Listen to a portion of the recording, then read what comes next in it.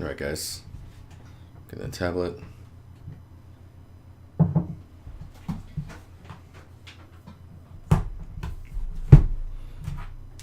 Let's blast through this. Let's blast through this madness.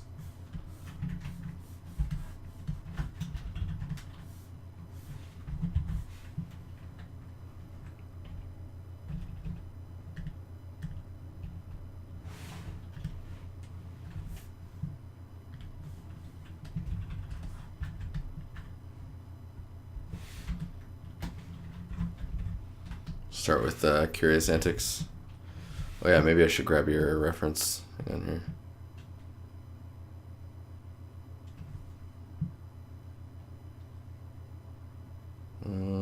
Da-da-da-da-da.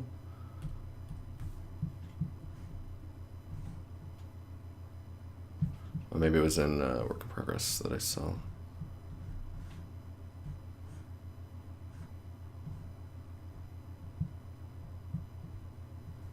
Whoa. Oh yeah, here.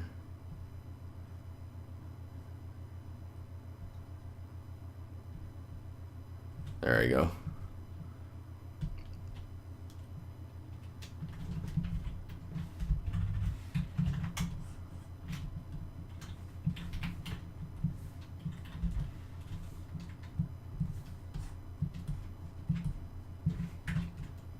Okay, so looking at this is pretty cool. This is a really cool idea. As far as following close to the reference, just pay attention to some of the shapes down there. Maybe this is like fog, right? So in your scene, you can kick up your fog and give it this color, or this color in your image, and just have some shapes down there that are doffed out or something. The other thing is in the reference image, you'll notice that this is pretty light, and that has a lot to do with the albedo. So I wouldn't worry about trying to lighten this up at all. Just concentrate on getting the colors right. And I think most of this image is roughness, which is probably what's making it so interesting to you. It's all roughness information that's giving you most of your details. Except for right around here is when you start to see the shapes and details of and the color differences in the albedo itself. But I bet most of this image you can get with just normal maps, geometry, and a good roughness map. Some things that I'm noticing currently is this part, how far that comes out versus yours, the height difference between here and here. Like the way I'm noticing it is like using this part as like a guide, and then down here to here. It looks like you've got this part down, but this part should probably be somewhere around here. So like this, and I would try and stick to the composition of the shape. There's a reason this screenshot looks so cool, or this photo, is because everything is kind of following. If you take this shape, actually, I should do this on a new layer. If you take this shape,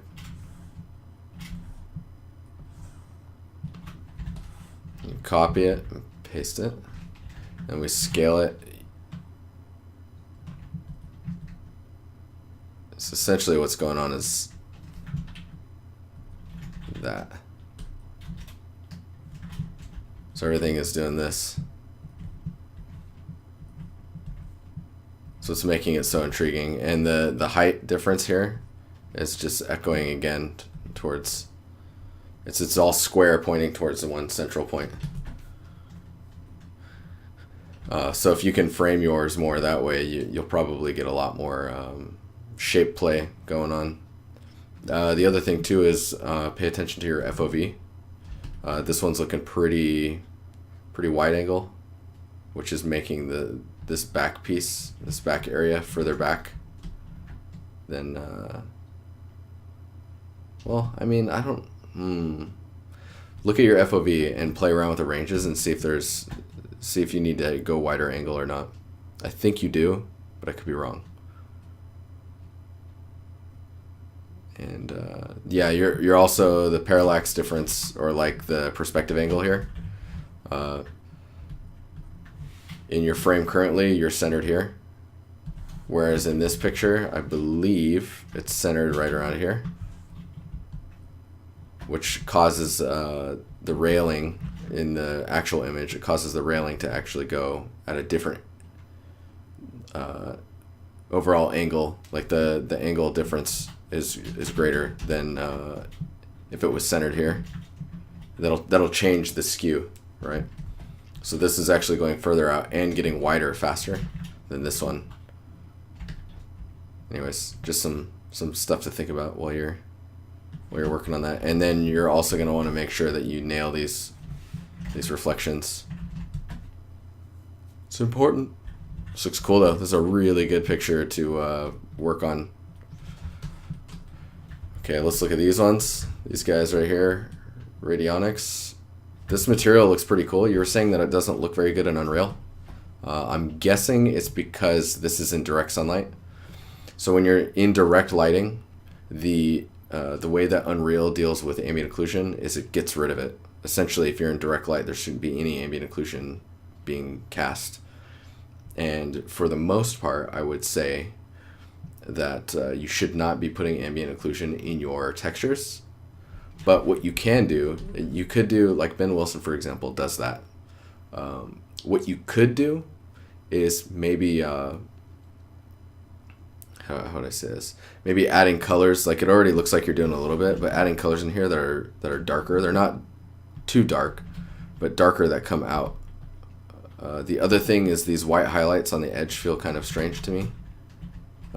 It's kind of like it's like a chalking effect almost. The shapes in here look pretty cool. And nothing's sticking out as like tiling horribly or anything like that. It looks pretty good. So I try maybe adding in your albedo some type of ambient occlusion effect, either in just colors or actually putting the ambient occlusion into the albedo. But just be super careful with it. Just get it in there just enough so that you can tell. You can separate your details easier. The other thing that you should know too is ambient occlusion. The way that Unreal's shaders work with it, ambient occlusion masks roughness.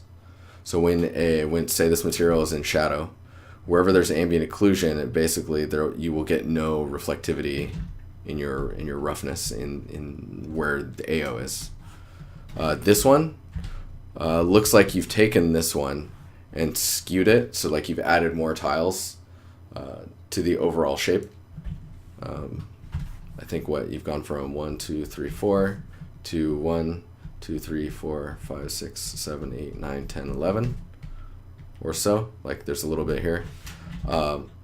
But the details and the shapes that you've worked on to get these to look the way they look are not translating with that size difference. So it actually looks like it's being squished. Not in these details. These look fine, like the overall roughness. But the way that the edges here are reading and such, they basically aren't matching the scale of the new size of these tiles, and they end up looking like they're squished. So if you're gonna go with this route or make this another material for the same scene, I would go in and tune all of your other values in order to accommodate the squishing effect that's going on. But yeah, it essentially just looks like this range is being like squashed. So yeah, just go through each of your steps through your substance and just kind of break it down. Break it down, y'all. LaCrum, I'm gonna start calling you LaCrum. You're probably gonna hate me. Your name's LaCrum now. So I was looking at these shots. These are pretty cool. There's some cool stuff going on in here. The scene has gotten pretty big. I think I'm gonna focus on one just to give you some insight into some compositional stuff or some things to think about. So we'll look at this one. It looks like you want to do a whole environment from different angles, like a big open world space. So I would keep giving me screens that are like this. Like this is pretty cool. Maybe we'll look at one other one. I think we're gonna just look at this one, just for time reasons. So right now your grass is relatively all the same height. You've got, let's see here. How do we approach this? So with your grass being all the way, all around the same height, you're getting this look, where your geometry is not being broken up, which is a shame, because like that's something it's a really easy win for this type of stuff. So like doing stuff like almost think about it like grass that is less disturbed, or areas where the ground tends to be more nutrient rich. You will get grass that ends up being taller, and then like as it gets away from that area, it shortens out. So you can totally use that as an excuse to like less traveled or nutrient rich or safe grass from like the elements tend to prosper close to these areas. So breaking those up, you'll get grass that's longer. I guess a good way to illustrate this is this edge here. It'll really help this harsh line that you're seeing, even though it's not a tangent per se. It's like it's not a straight like laser line. It's still cutting your scene. Let's see if I can. I don't know if this is gonna work. Current layer, all layers. So I'm gonna eyedrop your grass, and then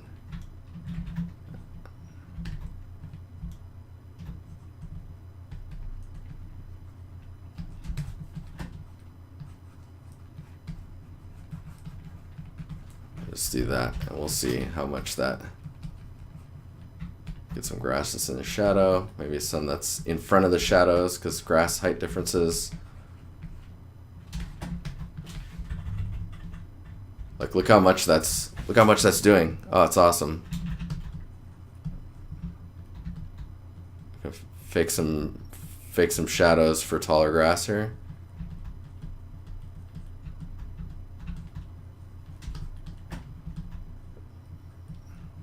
See, and then way back there. This is not the right brush to be doing this with. Let's try this one.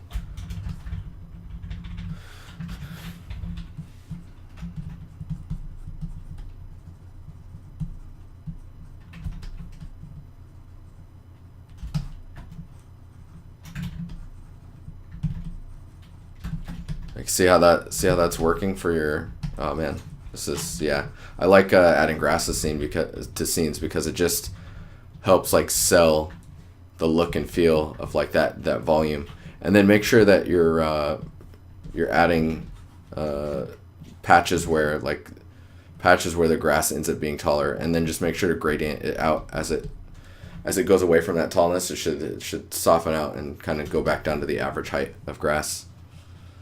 Does wonders, man. Does wonders. The other thing you could do is right now there's this line here. I know for a fact that this is closer than this, right? But to someone who's first glancing at it, you're going to get a much more compelling image if you actually let's do this.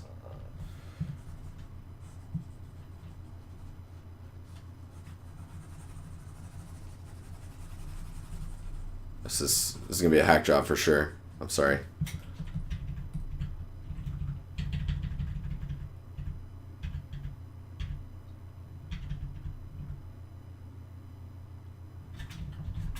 I don't even know if this is gonna work the way I want it to. Lower that saturation down a bit more. We need it to be in. Actually, we're gonna need to get all this. That way it makes sense with the stuff in the distance.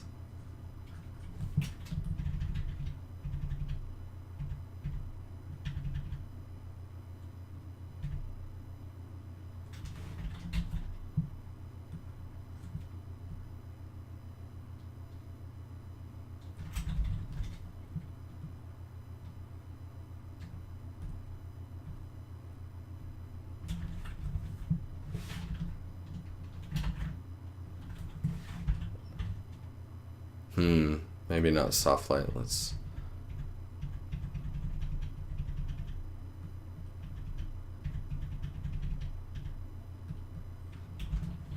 Sorry, bear with me.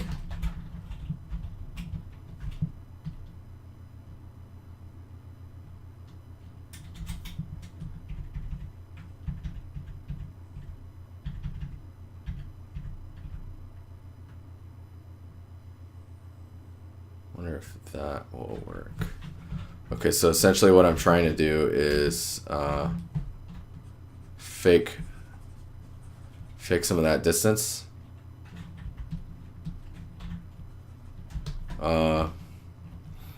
Just to help you separate out some of your elements. So I'll just do this.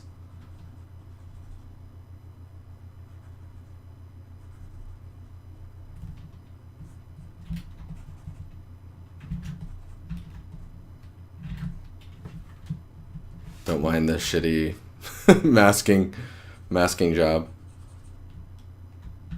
Actually, let me see here.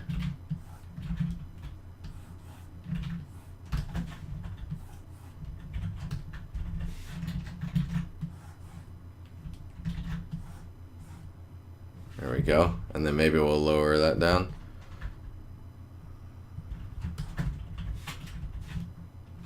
Dude, it's so subtle, but it goes such a long ways.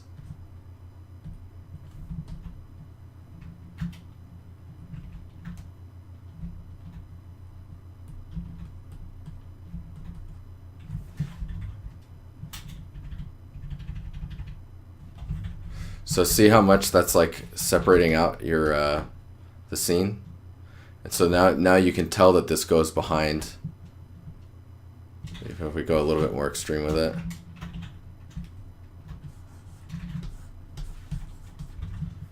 That way you can see the separation. Because now you have what's it? Now you have this. Whoops, hang on here. Now you have this layer. You've got this layer, and you've got this layer. So you've got your front, mid, back. Sorry, front, mid, back. Helps immensely, and you can see like that's going to help in stuff like this to know that this is further or closer to the camera and this is further back. Knowing how far back trees are here, it's going to work wonders, man. Look at that difference.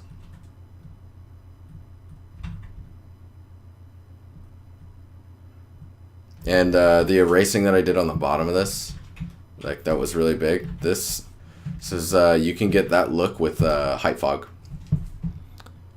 where you just make the bottom of the fog a bit darker. You have a gradient to a color up top. All right, onward. Head trip. This looks cool. The shot's pretty compelling. This is actually a pretty good angle to frame stuff up. Dude, this song's terrible. You guys can't hear any of this stuff.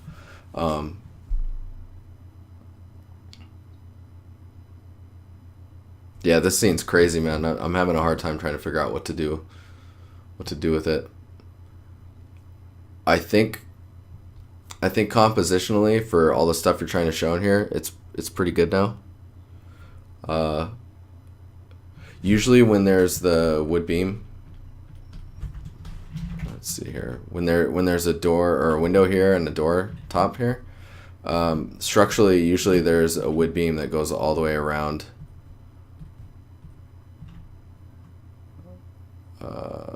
Or not all the way around. Sometimes they end right at the thing like you're doing. So I guess that's okay. This is okay. Compositionally, it's looking much better. Having the walls close up like that really puts some focus on like what's happening.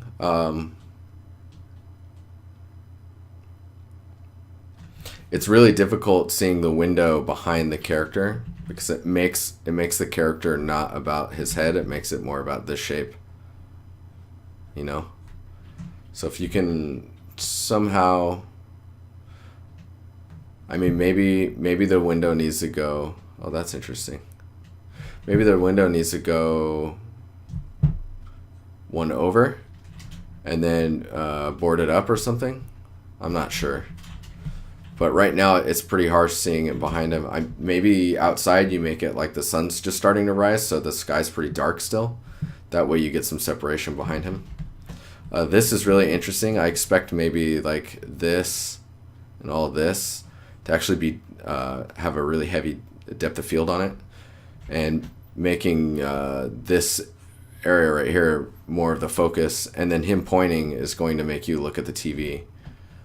The table is really busy. I feel like there's a style that this follows. I don't know what the name of it is, but it's following a specific style, which is cool.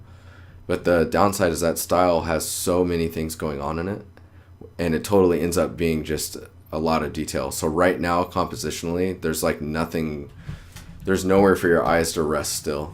Even though you have your boarding up your walls helped a lot. And I think maybe after you get a lighting bake in here, we can get an idea for what's happening, to see if see if the composition's working then. Right now, everything's really uniformly visible. We need like the dark corners up here that kind of like fade into, so where you can't see up here really. This ceiling needs a gradient out to like being able to see it. This light doesn't look like it's attached to anything right now. This all doffed out, focusing on this guy, looking and pointing at the TV. And the table needs to be pushed back in focus. And right now, because of the high frequency of the detail, it's the area that you look at first. I don't know if that's what you want. There's a lot of stuff going on in the shot, though. This one's going to be a difficult one. I have a hard time critiquing this one just because there's so much going on. There's a lot of interesting things, but and I like what you've done with the wood down here, with the vines and stuff coming out. Just remember to stay focused on the focus of the shot. And right now, I feel like it's supposed to be the guy, because he's doing the remote thing, and then the TV's dripping all this stuff. But it's fighting with the table. It's fighting with this window. It's fighting with this thing. There's a lot of detail up here that's competing for detail, or for your attention. All this there's a lot going on there. Anywho, yeah. Man, it's an interesting image. All right, Sim.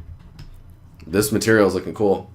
I wouldn't even have color in it until you feel like you've gotten the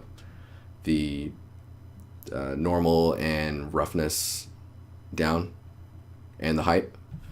I don't know if it's intended. Maybe it's the style you're going for, but the gap in between these pieces of wood are very exaggerated right now, so they feel they're really broad. Like I can feel my toes pushing into them when I'm standing on this surface. So it feels like it might be a bit exaggerated. I think the albedo that you have in there right now, even though it's the base colors, is distracting from trying to see the overall image of like what your surface is doing. Concentrate on your normal and your height and your roughness first. Like this one's mine right now. All this is the normal, roughness, and height, blending between like a couple materials.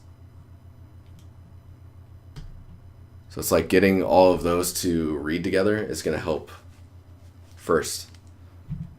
If you can get that to look good in that view, then you can nail the surface. Let's see what else. This actually looks like the exaggerated paneling that you see at places like IKEA. If that makes sense. The tile pieces that you can buy to put on your little balcony or whatever. It's cool though. I like what you're doing with it, and I like that there's the cap here. Normally what we would do in at work, not specifically massive, but in general in like a professional environment, is this detail. We'd actually map that to a separate material and make this just a tileable. make this material just a tileable, and then make this like its own another texture sheet. And then you would, if you have like a hallway, let's say this is your hallway, then you would just, you'd build your hallway out, then you would add a geocut here and here, or actually the other way around. You'd make your floor, then you'd map this to that floor. Looks perfect, looks good. Then I would duplicate this floor, bring it up just a little bit, right? And on that duplicated version, cut here, delete this face on the second piece. And then those two strips on the side, apply this material to it, right? So you got two materials. That way you have control over like what's happening with the what's happening with this material and what's happening with this one. Maybe you end up needing to tile this more because the director's like, oh yeah, we need higher detail on this, or I want to see more pieces of the wood. If I erase this, and if you're concerned about this edge here that gets formed, you can actually make this texture go all the way past that. So it's like that. So that deep cut in and then going back up, you can have in this texture. And that should get you most of that detail back. It won't be perfect, but yeah. It's looking cool though. I really like that this approach that you're taking right now. Just concentrate on the normal height and roughness. All right, and then we got Tony's coins. So these coins right now, I really like the pattern of the coins. I wonder if I can just, it really needs ambient occlusion to separate out the pieces. And then I think right now you're calculating them all on the same plane. Let me see if I can build it really quickly. We'll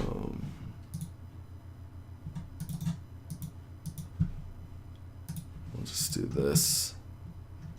Come on, graph.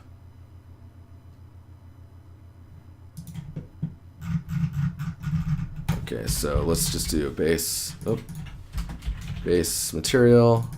Oh, jeez.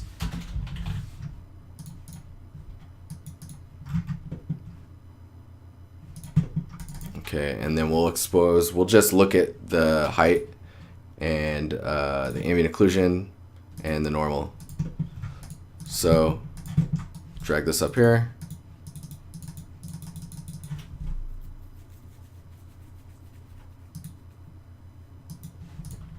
So make the double click on the background, make the scene relative to parent, and then you can just control the resolution here.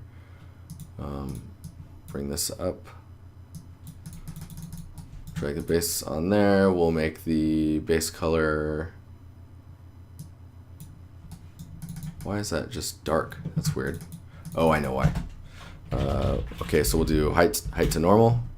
Plug that into the normal map. Nope, other way around. What? Oh, right. This height to normal node does not connect to a base material. Height. We need. So now we need. Let's do shapes. We'll just do this shape. We'll make a paraboloid. We'll scale it down. We'll do a. No, we don't need levels. We don't need a paraboloid. We need like a disc. And then we need another disc that's a bit smaller. We'll blend these two together like that.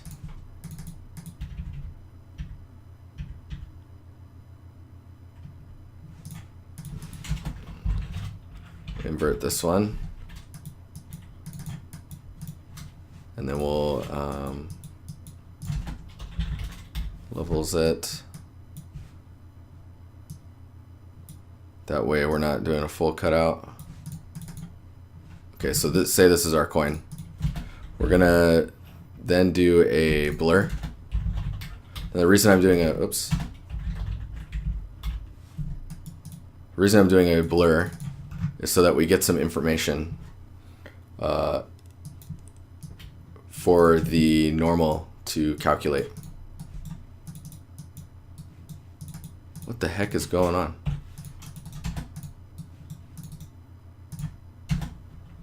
Let's do uniform color. Drag it on there. We'll call it the base color, and we'll make it like mid gray. Then we'll do another one. This will drag on. We'll make this the roughness. I'm just not getting.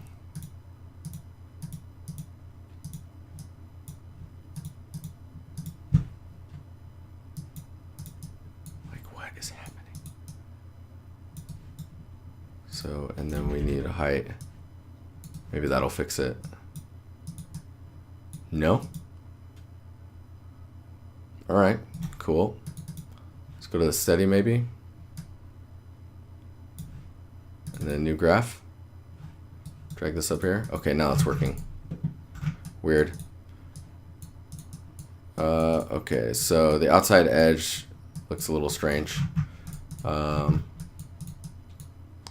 Maybe we should just go with this one for now. Ah, that's terrible. And we'll do the blur beforehand. We'll do it to here. And then this one will lower the intensity so the outside's not too blurred. So get the cores kind of blurry. Let's bring it up a bit more, maybe a little less blur. There we go. Okay, so this is our coin, right?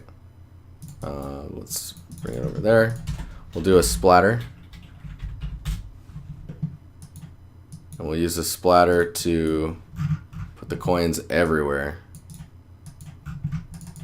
Right, so let's say these are the coins. And we'll do, we'll turn the grid number up, then we'll make them pretty big. Actually, we need the grid number low because we need them to disorder angle. We need them to be in disorder, disarray. Don't want any size variation.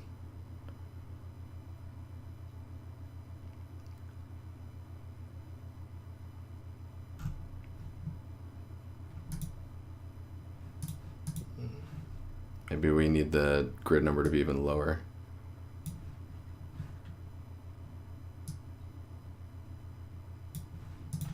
We'll do a 2D.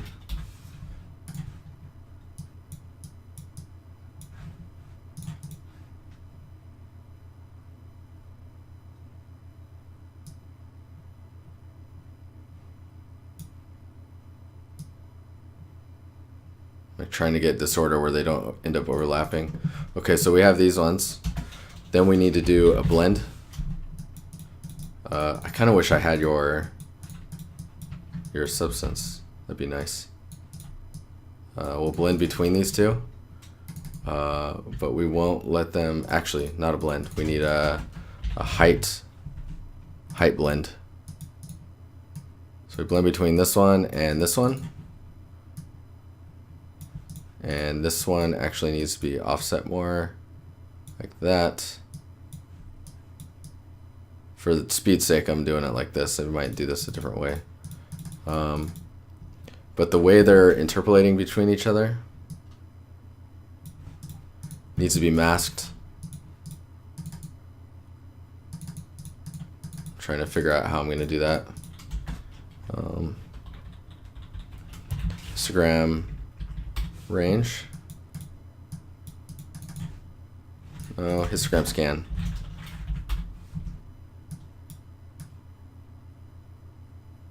We'll do that.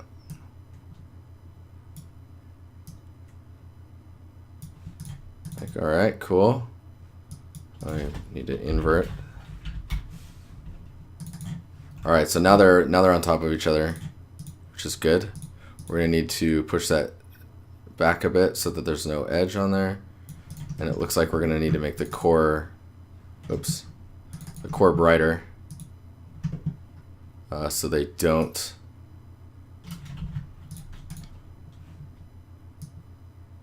So don't flip through each other like that. Okay, so we've got those interacting with each other. We do this a couple more times. This is a really weird way to do this, but it works. Do another blend. blend it by itself with a 2D transform, like so. 2D transform will like offset it. Oh, what the hell?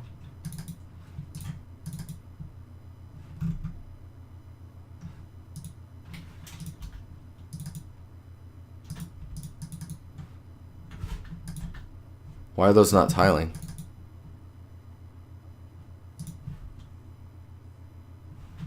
Is it because of this 2D transform? It is. I guess, okay, so we're gonna pan this like that. We're gonna rotate it. We gotta get rid of this 2D transform as well. We're gonna have to rotate.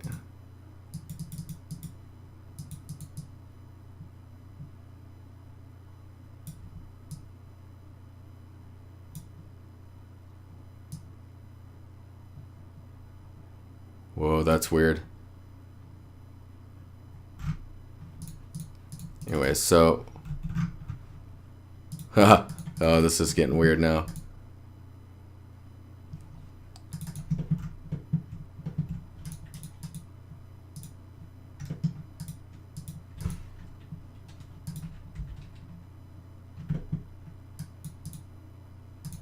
Okay, so in this height blend, they're working.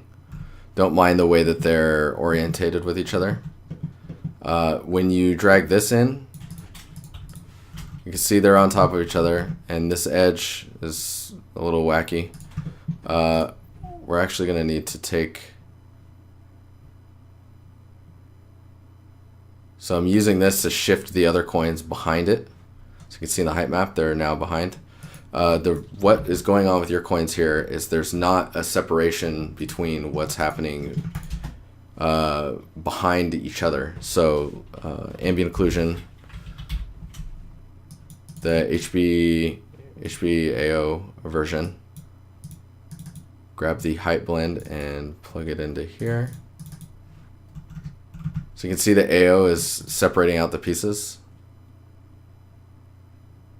It doesn't need to be too exaggerated either, but it's already separating the pieces from each other, whereas in yours they're all on the same plane. So you need to work on layering those up. It's like the longest explanation to show what I'm talking about, but that AO is what is making things look like they're stacked on top of each other. But yeah, this stacking too would get tedious. I would look into some other ways to get lots of them. I wonder if we can turn the grid number up.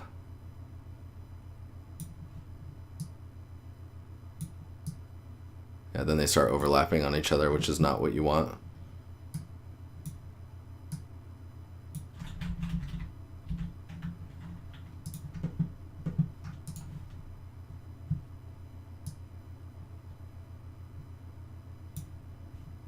Anywho, that is me for this evening, guys. Hopefully this helped you some.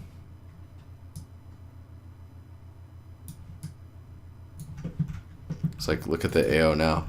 Yeah, see how they're still on top of each other? Of course, when you shrink those down, you're going to need to make the radius shrink as well to make sense with the size of the objects. But yeah, look at that. You can tell right here that this is on top of this.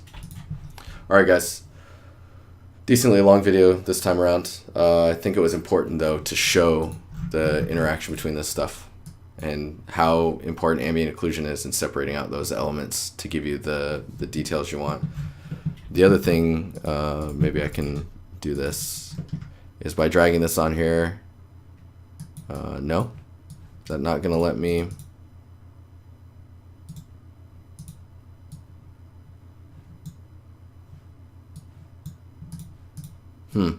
Alright. Do that.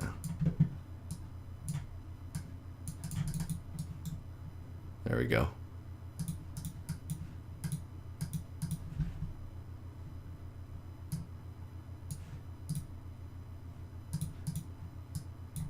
So you can see in the height map too, don't mind the resolution, the coins are actually on top of each other, which is cool. And there's some intersecting ones, but you get that, and then you get a gradient in there, and you can start getting them tilting on each other. You just start stacking them up, and you'll be good to go.